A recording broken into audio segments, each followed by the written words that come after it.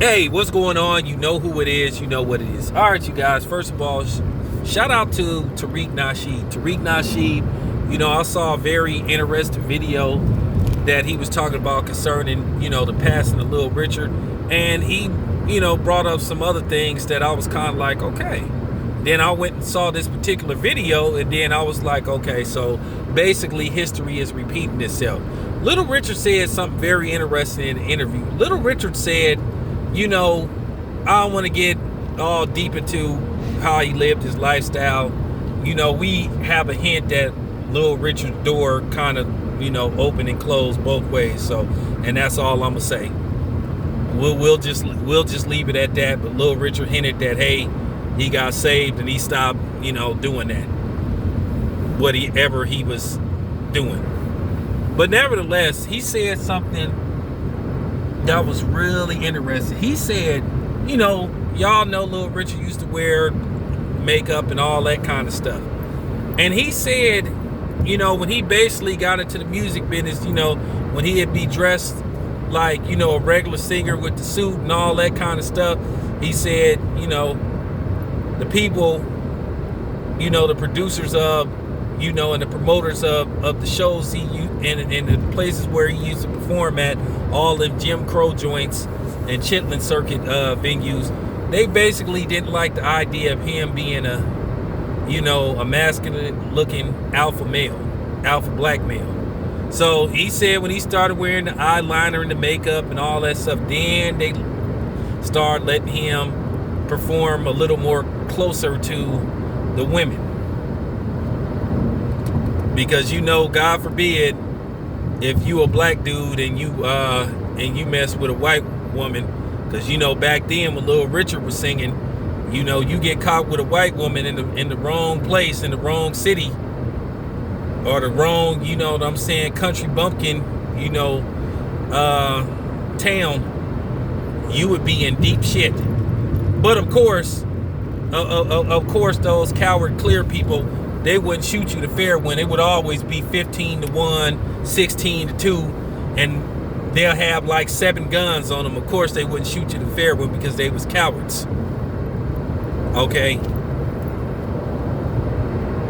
But nevertheless, that's funny that he brought that up because it's relevant to what they're doing now, how they're trying to feminize, emasculate black men. And what pissed me off, like I said, I get so tired of people that don't look like us trying to give us our identity. I mean, the nerve of these dudes. The nerve of these motherfuckers trying to give us our identity of how we supposed to look, how we supposed to conduct ourselves, how we supposed to dress, how we supposed, you know what I'm saying? But they don't do that to people that look like them. They do not try to do that to them. But for some reason, they want you to wear a suspect looking shirt that look like a dress, these funny looking jeans that's tied around the buttocks that's supposed to be man jeans.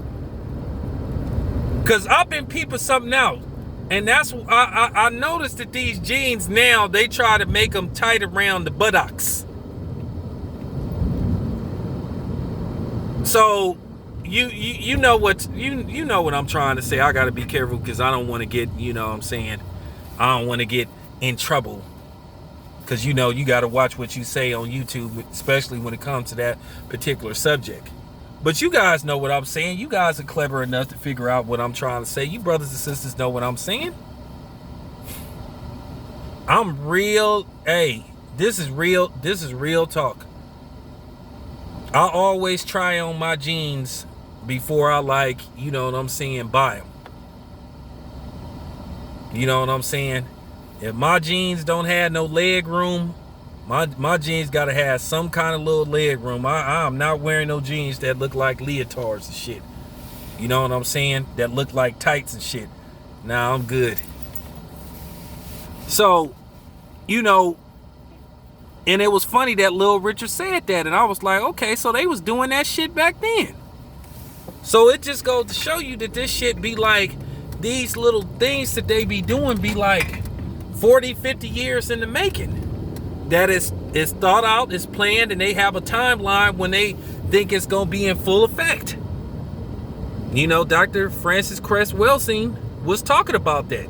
She said by this day and age that you was going to see black men openly wearing dresses. And like I said, they specifically target black men. They specifically tried to force that on black men.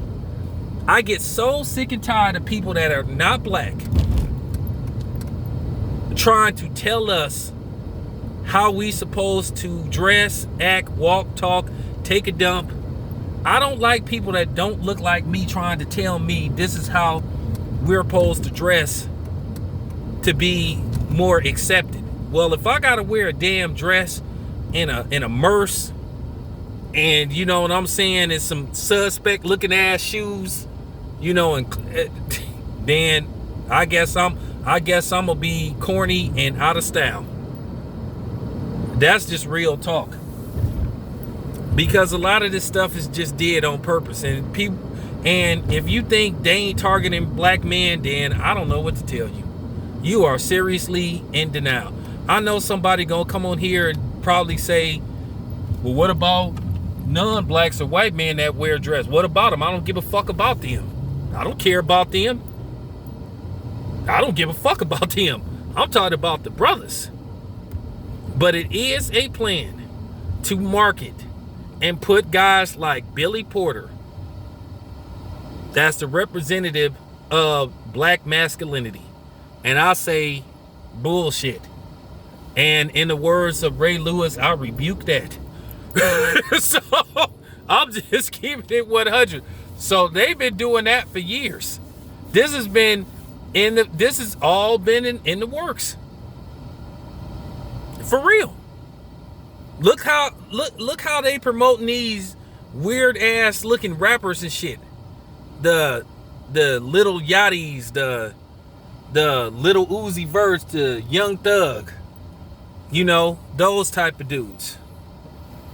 And what's that other clown? Was the one that's seen Gucci Gang? This is being did on purpose. This is why you can't look up to your local rapper. For real. This is just honest to God truth. Somebody gotta say it, man. Somebody gotta say it.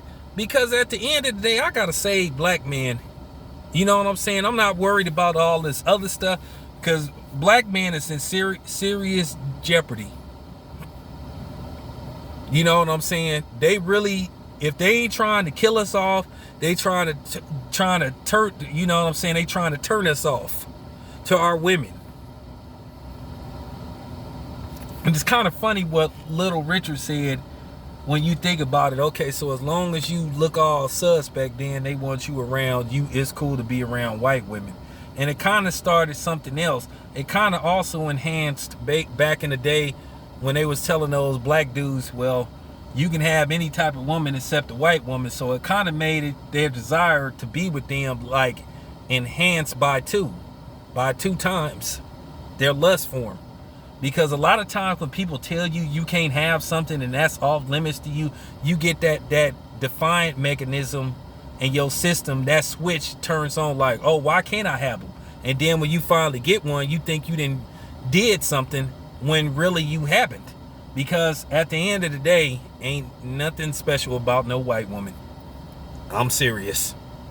Ain't nothing better than caressing and holding and waking up to a beautiful black woman every day. Okay? That's just, I'm just gonna be honest with you. I'm sorry to my swirling brothers if I made you feel uncomfortable, but at the end of the day, it's a very overrated experience. It ain't shit. It's overrated, been overrated, always will be overrated. Okay? So I'm just keeping it 100. I know, I got some white women that listen to my channel, but I'm just keeping it 100. Y'all will never measure up to a black woman. I'm sorry. That's just the bottom line. You would never be my first choice. So, you know, I can't speak for anybody else, but I can speak for Town Business. But I'm just keeping it 100. But yeah, that's what they've been trying to do. If they not trying to kill us off, they trying to turn us off. So that's why they're promoting guys like, you know, the Young Thugs, the little Uzi Verts, and those type of dudes, while they putting them in the forefront and putting, you know, the masculine rappers to the back. So I'm just keeping it 100. Let me know what you think. This your boy Town Biz. I'm out.